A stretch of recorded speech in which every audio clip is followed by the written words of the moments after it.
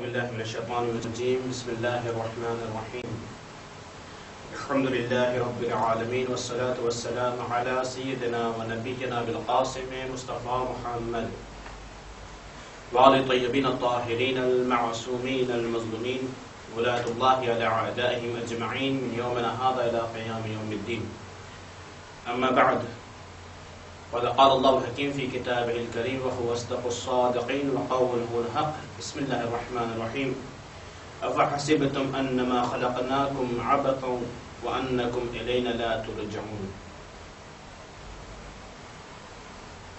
खुदावंद आलम कुरान मजीद में इरशाद फरमाय छे अफ़हसिबतुम अन्नमा ख़लक़नाकुम अबसन, શું તમે એમ વિચાર કરો છો કે અમે તમને બેકાર પેદા કર્યા છે?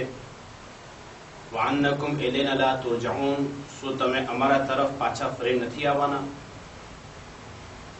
ऐसा दोस्तों आज आयत तिलावत करवामां आवी, ये आयत में खुदावंद आलम फरमावे छे कि अमे तमने बेकार पैदा नहीं कर्या। खुदावंद आलम बीजी जगह पर अपने कुरान मजीद में फरमावे छे कि वमा खलक़तुल जिन्न वल इंस इल्ला लियअबुदून, कि हूँ इंसानों ने जिन्नातों ने पैदा नहीं कर्यो सिवाय ए के इबादत करे। तो खुदावंद आलमे આપણને જે ઇબાદત કરવા માટે પેદા કર્યો છે અને આપણને ખુદાવંદે બેકાર પેદા નથી કર્યો અને ખુદાવંદ ફરમાવે છે કે તમે પાછા અમારા તરફ પાછા ફરીને પાછા આવવાના છો। જેવી રીતે આપણે ઇન્ના લિલ્લાહિ વ ઇન્ના ઇલૈહિ રાજીઉન પડતા હોય છે કે આપણે ખુદાવંદ તરફથી આવ્યા છે અને પાછા એના તરફ પાછા ફરીને જવાના છે। તો આ આયતને જે તમારા સમક્ષ બયાન કરવામાં આવી, આ આયતને આપણા 11મા ઇમામ હસન અસ્કરી અલૈહિસ્સલાતુ વસ્સલામ એવી बयान फरमावी हती कि क्यारे के जारे पोते साव बचपनु हतुं, एमनुं नानपण हता, 6-7 वर्षनी उंमर हती, त्यारे आ आयतने इमामे बयान करी हती। ए केवी रीते आयत बयान करी हती, क्यारे बयान करी हती, इंशाअल्लाह आगे जता दर्सना अंदर तमारा समक्ष बयान करवामां आवशे कि आ आयतने इमामे क्यारे बयान करी हती। पण इमामनी शहादतनी मुनासिबतथी एमनी मुख्तसर जिंदगीना बारामां तमारा समक्ष इंशाअल्लाह बयान करवा मांगु छुं।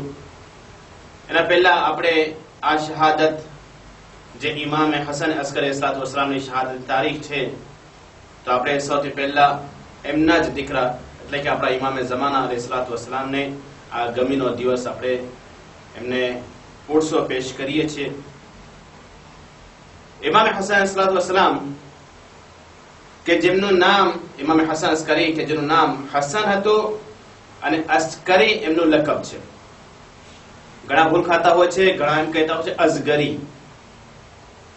અઝગરી અને અસ્કરીમાં ઘણો ફરક છે। અસ્કરી એને કહેવામાં આવે છે કે જે લશ્કરવાળો હોય, જેના પાસે લશ્કર હોય યા પછી લશ્કરમાં રહેતો હોય એને અસ્કરી કહેવામાં આવે છે, યા લશ્કરવાળા મોહલ્લામાં રહેતો હોય એને અસ્કરી કહેવામાં આવે છે। અઝગરી કે જે નાંડો હોય એને અઝગરી કહેવામાં આવે છે। તો આપણે આ ઇમામ હસન અસ્કરી છે, અઝગરી નથી। ઇમામની જે કુનિયત છે, ઇમામની કુનિયત અબુ મુહમ્મદ યા અબા મુહમ્મદ, બેવ સરખું છે, એમાં કાંઈ ફેર નથી। શું કારણે અબુ મુહમ્મદ રાખવામાં આવ્યો? કેમ કે ઇમામના દીકરાનું નામ મુહમ્મદ હતું, એના કારણે એમને અબુ મુહમ્મદ યા અબા મુહમ્મદથી બોલાવવામાં આવતું હતું। ઇમામના જે લકબો છે એ ઘણા બધા લકબો છે। એમાં જે મશહૂર લકબ છે એક અસ્કરી, બીજો લકબ છે ઝકી, પાકો પાકીઝા, ઝકી એટલે પાકો પાકીઝા, અને ત્રીજો લકબ જે છે જેને ઇબ્નુર રઝા કહેવામાં આવે છે। ઇબ્નુર રઝા એટલે કે રઝાના દીકરા, એટલે કે ઇમામે રઝા અલૈહિસ્સલાતુ વસ્સલામના દીકરા। ઇમામે રઝાની શહાદત પછી જેટલી બી ઔલાદો આવી, ઇમામની ઔલાદ, ઇમામના પોતરાઓ જેટલા બી આગળ આવતા ગયા, એમને બધાને ઇબ્નુર રઝા કહેવામાં આવતું હતું। એટલે ઇમામ રઝાએ બહુ મોટી કુરબાની આપી, એના કારણે બધાને ઇબ્નુર રઝા કરીને બોલાવવામાં આવતું હતું। 9મા ઇમામને બી ઇબ્નુર રઝા કરીને બોલાવવામાં આવતું હતું, 10મા ઇમામને બી ઇબ્નુર રઝા કહેવામાં બોલાવવામાં આવતું હતું, 11મા ઇમામને બી ઇબ્નુર રઝા કરીને બોલાવવામાં આવતું હતું। આપણે અગર જોઈએ કે ઇમામના પપ્પાનું નામ, તો આપણે બધાને ખબર છે કે ઇમામ પપ્પાનું નામ આપણા 10મા ઇમામ હતા કે જેનું નામ અલીયુન નકી હતું। આપણે જોઈએ ઇમામ હસન અલૈહિસ્સલાતુ વસ્સલામ જે બીજા ઇમામ છે, અને ઇમામે હસન અસ્કરી કે જે 11મા ઇમામ છે। એમાં જો આપણે બેઓના અંદર કેટલું મળતું જોડતું આવી રહ્યું છે. બીજા ઇમામ નામ બી હસન, 11મા નામ બી હસન. બીજા ઇમામની જે કુનિયત છે એ બી અબુ મોહમ્મદ થી અબા મોહમ્મદ છે. 11મા ઇમામની કુનિયત બી અબુ મોહમ્મદ થી અબા મોહમ્મદ છે. બીજા ઇમામ નામ પપ્પા નામ જે છે એ અલી છે, તો 11મા ઇમામના પપ્પા નામ બી અલી છે. તો કેટલી બધી મળતી જોડતી વસ્તુઓ આપણા પહેલા હસન અને છેલ્લા હસનમાં, કેમ કે આપણે 12 ઇમામ આપણે જોઈએ આ તો આપણે ફક્ત બે જ એવા હસન નામની શખ્સિયતો મળે છે. એક પહેલા બીજા ઇમામ છે અને છેલ્લા હસન કે જે બીજા હસન કે જે 11મા ઇમામ છે. આપણા ઇમામની માનું નામ કે જે 3 રિવાયતમાં મળે છે નોખું નોખું કે આ નામ હોવું જોઈએ. એક નામ છે સુસન, બીજું નામ છે હદીસ અને ત્રીજું નામ છે સોલૈલ. આ 3 નામો આપણને રિવાયતોના અંદર આપણને મળે છે. તો આપણે આપણી છોકરી જયારે ઘરમાં પેદા થતી હોય તો આપણે નામો ગોતવા જતા હોય, સારા સારા નામો, કે કોઈ સારું નામ મળી જાય. આગા પાસે આવતા હોય તો આગા એક સારું નામ દેખાડો કે આ જમાના હિસાબે અમુક એક નવું નામ હોય. તો આ સારામાં સારા નામો છે કે સુસન નામ આપણે જોઈએ કે બહુ ઓછા લોકો રાખતા હોય છે. સોલૈલ જે નામ છે એ બહુ ઓછા લોકો નામ રાખતા હોય છે. નામ આપણે ઔલાદોના નામ રાખે, ઇમામોની માઓ ઉપર, ઇમામોની દીકરી જે નામ છે એમના દીકરી નામ ઉપર, યા પછી ઇમામના દીકરા અગર દીકરો થાય તો ઇમામના દીકરાના નામ ઉપર આપણે અહલે બેત અલૈહિસ્સલામના નામ ઉપર આપણે નામ રાખીએ. મુદ્દતે ઇમામત, ઇમામ કેટલા વર્ષ સુધી ઇમામ રહ્યા? આ ઇમામ એ છે 11મા ઇમામ કે જે સૌથી ઓછામાં ઓછું મુદ્દતે ઇમામને પસાર કર્યા છે. બીજા આપણે ઘણા ઇમામોને જોઈ લઈએ કે 10 વર્ષથી ઓછું કોઈ ઇમામે પોતાની ઇમામતની મુદ્દત પસાર નથી, એનાથી વધારે પસાર કર્યા છે 10 વર્ષથી. એના કરતા ઓછું 10 વર્ષથી ઓછું અગર જોવામાં આવે તો ફક્ત અને ફક્ત આપણને 11મા ઇમામ મળે છે કે જેની મુદ્દત ઇમામત જે લખવામાં આવે છે કે 5 વર્ષ અને 7 થી 8 મહિના હતું. 7 થી 8 મહિના સુધી પોતે ઇમામતનો હોદ્દો સંભાળ્યો. કેમ કે જયારે 10મા ઇમામની શહાદત થઈ ગઈ એના પછી ઇમામતનો હોદ્દો આપણા 11મા ઇમામને મળે છે. ઇમામની ઉંમર, જ્યારે ઇમામની શહાદત થઈ ત્યારે ઇમામની ઉંમર જે હતી એ 28 વર્ષની હતી. 28 વર્ષના હતા ઇમામ. સૌથી ઓછા ઇમામોમાં સૌથી ઓછી જે ઉંમર હતી જે જિંદગી દુનિયામાં પસાર કર્યા એ આપણા 9મા ઇમામ 25 વર્ષ 25 વર્ષના હતા અને આપણા 11મા ઇમામ 28 વર્ષના હતા. ત્યારે આ દુનિયાથી રૂખસત થઈ કે એમની શહાદત થઈ. શહાદતનો દિવસ જે આપણને મળે છે કે 8મી રબિયુલ અવ્વલના ઇમામની શહાદત થઈ. હિજરી સન 260 1360માં ઇમામની શહાદત થઈ. જે ખલીફા ઇમામને ઝહેર આપ્યું એ ખલીફાનું નામ છે મુઅતમદ અબ્બાસી. ઇમામની જે ઔલાદો છે એ એક જ ઇમામની ઔલાદ છે કે જે આપણા હાલના ઇમામે ઝમાન અલૈહિસ્સલામ છે. તો ઇમામનો બચપણનો વાક્યો કે જ્યારે છોકરાઓ રમી રહ્યા હતા, ઇમામ એક જગ્યા ઉપર ઊભા રહીને રોઈ રહ્યા છે. ઇમામ રમતા નથી. એટલામાં બહેલોલમાંથી પસાર થયા અને જનાબ બહેલોલે સવાલ કર્યું ઇમામને કે તમે શું કામ બચ્ચાઓ સાથે નથી રમતા? શું કામ તમે અહીંયા રોઈ રહ્યા છો ઊભા? તો ઇમામ એ વખતે ફરમાવે છે કે ખુદાવંદ આલમે આપણને રમવા ગમવા માટે નથી પેદા કર્યું. ખુદાવંદ આલમ આપણને ઇલ્મ હાસિલ કરવા માટે, મારિફત માટે, ખુદાવંદ આલમ ઇબાદત માટે ખુદાવંદ આપણને પેદા કર્યું છે. તો જનાબ બહેલોલ સવાલ કરે છે કે તમારા પાસે આના માટે કઈ દલીલ છે કે જે તમે કહો છો ખુદાવંદ આલમ રમવા માટે, રમત ગમત માટે આપણને પેદા નથી કર્યા, એ બીજા ફાલતુ કામ માટે પેદા નથી કર્યા? તો ઇમામ ફરમાવે છે કે બેશક. અને ઇમામે આ આયત તિલાવત કરી જે તમારા સમક્ષ પહેલા હું બયાન કર્યો. અફહસિબતુમ અન્નમા ખલકનાકુમ અબતન વઅન્નકુમ ઇલૈના લા તુરજઉન. તમે એમ શું વિચારો છો કે ખુદાવંદ આલમ આપણે બેકાર પેદા કર્યો છે? કે ખુદાવંદ આલમ આપણે બેકાર પેદા નથી કર્યો અને એક ને એક દિવસે આપણે પાછા ખુદાવંદ આલમ પાસે પાછા જવાના છીએ અને ખુદાવંદ આલમ આપણને ઇબાદત માટે પેદા કર્યો છે. ઇમામની જે હદીસ છે મશહૂર અને મારૂફ જે હંમેશા બયાન કરવામાં આવતું હોય છે કે ઇમામ ફરમાવે છે કે મુઅમિનની જે નિશાનીઓ છે 5 નિશાની છે. પહેલી નિશાની જે મુઅમિનની છે એ છે કે મુઅમિન હશે તો એના જમણા હાથમાં વીંટી હશે, અંગૂઠી જે વીંટી હોય છે એ જમણા હાથમાં હશે. બીજી મુઅમિનની નિશાની એ છે કે જે દિવસ અને રાતમાં 51 રકાત 51 રકાત નમાઝ પડતો હશે. એમાંથી 63 રકાત વાજિબ છે, 34 રકાત જે છે એ સુન્નત અને મુસ્તહબ છે. 17 રકાત વાજિબ છે તો 34 રકાત સુન્નત અને મુસ્તહબ છે. ત્રીજી વસ્તુ મુઅમિનની નિશાનીમાંથી ઇમામ ફરમાવે છે કે એ હંમેશા બિસ્મિલ્લાહિર રહેમાનિર રહીમ ને બુલંદ આવાજથી બોલશે.